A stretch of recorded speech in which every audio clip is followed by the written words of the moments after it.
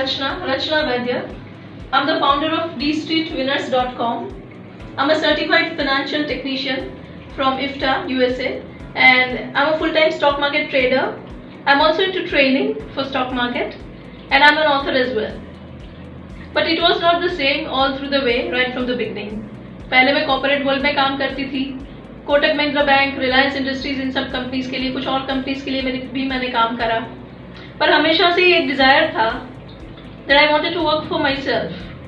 Cubicle culture से free होके अपने लिए कुछ करना, ये एक हमेशा से डिजायर थी. रास्ता काफी कठिन था, एंड स्टॉक मार्केट जैसी जगह जहाँ पे फ्यूचर तो क्या, 1 घंटे बाद क्या होगा उसका भी अंदाजा लगाना मुश्किल है. But then it was this desire that kept me going. I never thought of giving up, and that is how I am sitting in front of you today talking about these things.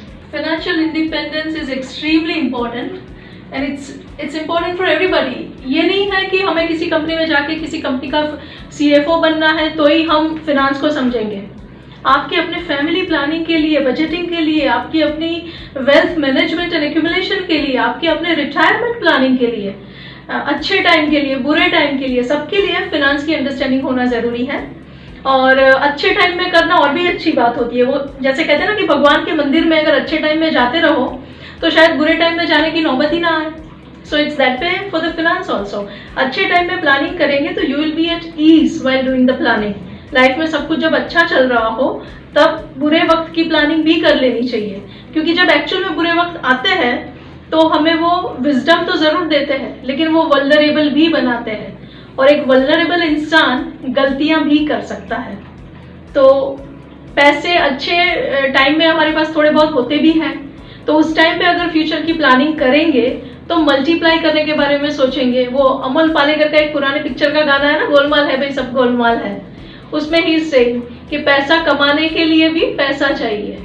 तो जब तक है पैसा तब तक उसको multiply करने के बारे में सोच लेना चाहिए, क्योंकि ना हो तो एज दे से making the first 1 crore is the most difficult thing. तो अच्छे टाइम में सोचना शुरू कर दीजिए. जहाँ तक लर्निंग्स की बात है तो सबसे बड़ी बात मैं जो कहना चाहूंगी वो यही कहूंगी that women you need to trust yourself. अगर आप अपने आप पे भरोसा नहीं करेंगी तो कोई और करे आप पे भरोसा, ये उम्मीद कैसे बनाएगी, right? So it matters a lot what you think about yourself, the way you look at yourself. और दूसरी बात यह है कि there is no shortcut to success. जैसे वो हसीना मान जाएगी मैं संजय दत्त और गोविंदा बात करते हैं ना, बहुत पापड़ बेलने पड़ते हैं, तो वो तो बेलने पड़ेंगे, राइट?